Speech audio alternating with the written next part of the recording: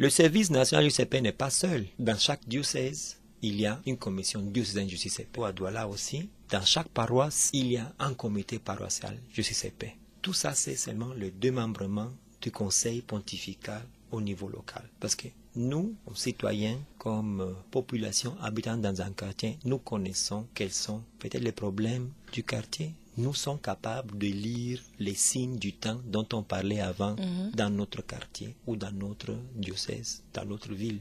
Et c'est pour cela que notre travail est aussi important. Et en collectant des informations au niveau local, par exemple au niveau de la paroisse, en donnant ces informations à la commission diocésaine, la commission fait un grand travail de collecte de données, d'évaluation sur certaines données pour comprendre quels sont les signes du temps. La commission, à son tour, donne toutes ces données au service national du CEP, qui donne les données au conseil pontifical du CEP. Vous comprenez que c'est une chaîne qui descend et qui remonte. Le flux d'informations est très important. C'est seulement avec des informations fiables et actuelles que le conseil pontifical justice et paix est capable de bien travailler. Merci Dr Guerati. Nous allons continuer notre interview. Quel est le champ d'action? Vous avez évoqué cette question lorsque vous parliez de la structure. Quel est le champ véritable d'action du conseil pontifical justice et paix?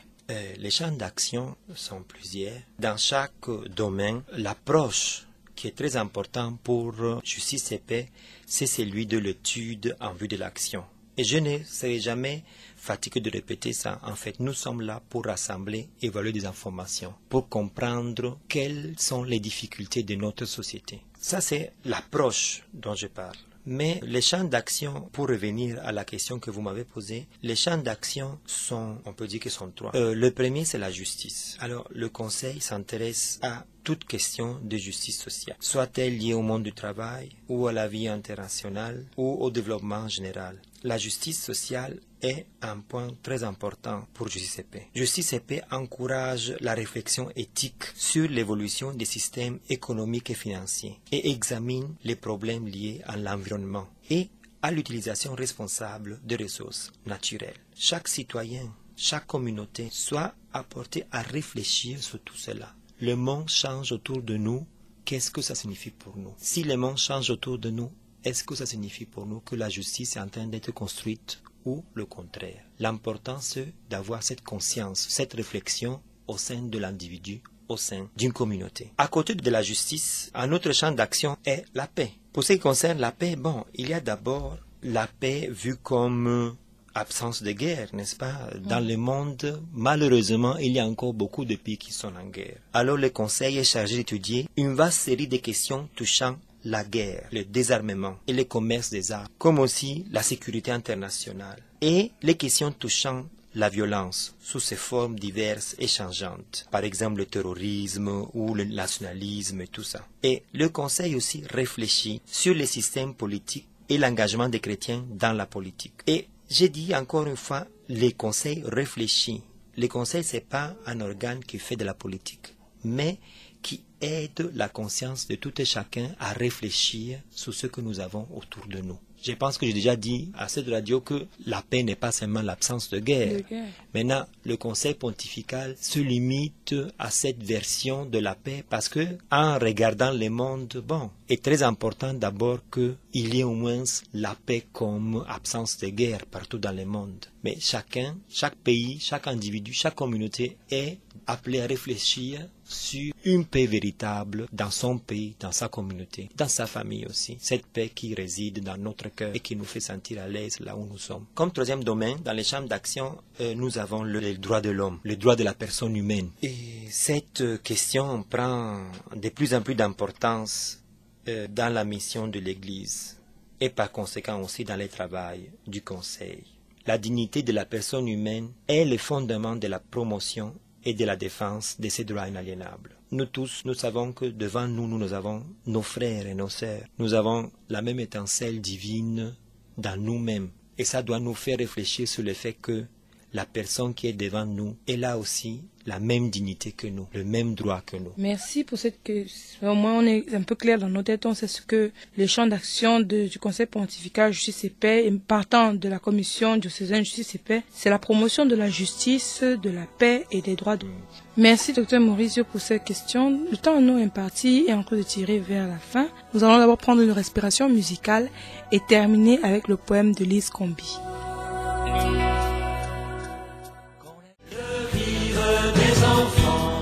Vous êtes sur la radio Veritas, la radio catholique de l'archidiocèse de Douala. Nous sommes avec le Dr Maurizio Gherazzi qui est venu nous parler du Conseil pontifical Justice et Paix. Alors, nous avons balayé quelques-unes des questions, nous avons parlé des origines, du champ d'action du Conseil pontifical Justice et Paix et même de la structure. Maintenant, nous allons lire le poème que Lise Combi nous a adressé. Elle l'a écrit à l'occasion de la Journée internationale de la paix.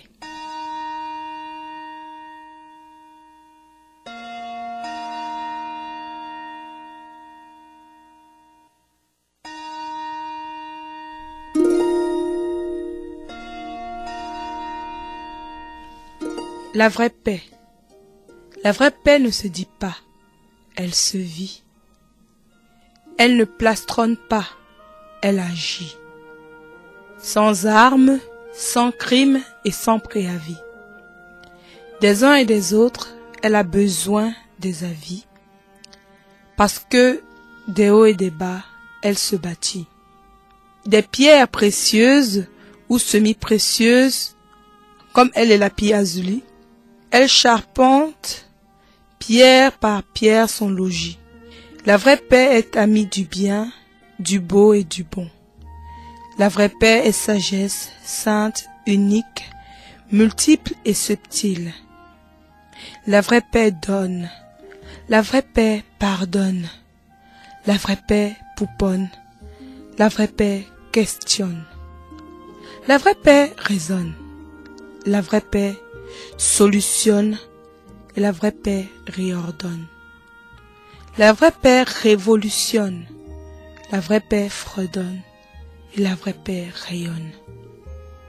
La paix, la vraie paix, n'est pas un monde inconnu, ni un labyrinthe dans un certain pays disparu. Elle n'est pas une idée, elle est un état. La vraie paix est le quotidien, la vie. Son siège est dans le cœur. Et comme on donne l'amour, on donne la paix. La vraie paix est un trésor que Dieu met gracieusement dans nos cœurs. Si elle n'est pas entretenue, elle se fane telle une fleur. Et de l'empêcher de s'exprimer, c'est une erreur.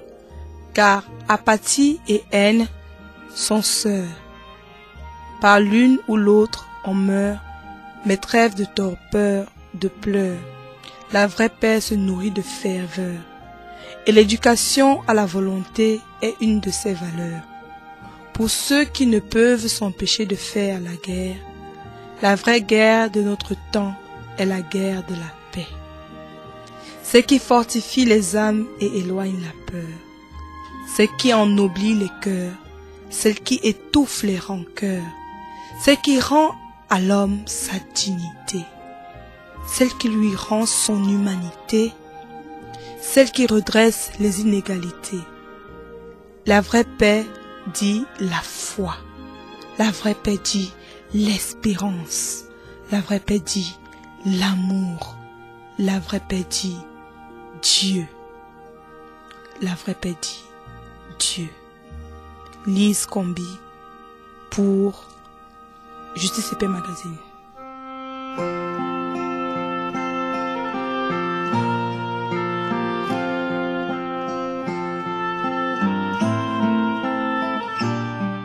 Docteur Mauricio, vous avez écouté ce poème, qu'est-ce que cela suscite en vous?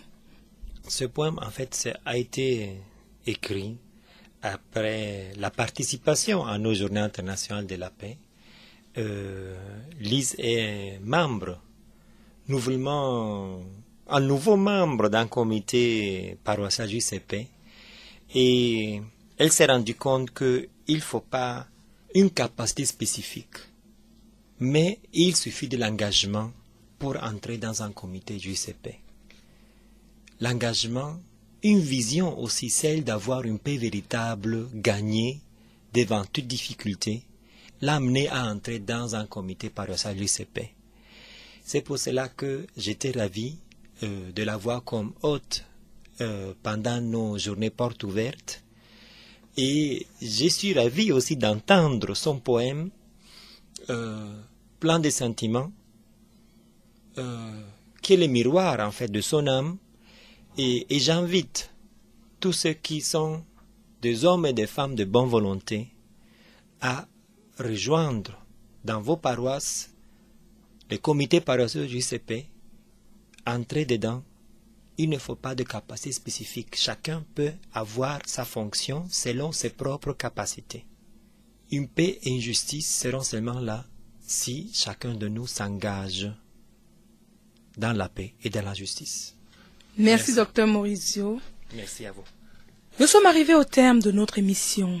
Conseil pontifical Justice et Paix. Le Dr Maurizio Gherazzi a développé les questions liées aux origines, au but et au mandat, à la structure, au champ d'action. Et nous avons lu, pour être un peu plus léger, vu la densité du thème d'aujourd'hui, le poème de Lise Combi intitulé La vraie paix.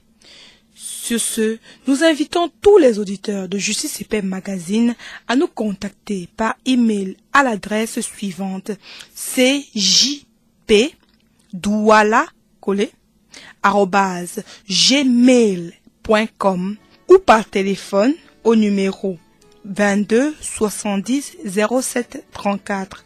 Si vous voulez participer à l'émission ou laisser tout simplement un poème comme Lise Combi, ou si vous voulez poser des questions, merci à Sam Niki pour la réalisation de cette émission. Je suis Thérèse Monté au service de la vérité. Restez sur la 96.9, la Radio Veritas, la radio catholique de l'archidiocèse de Douala.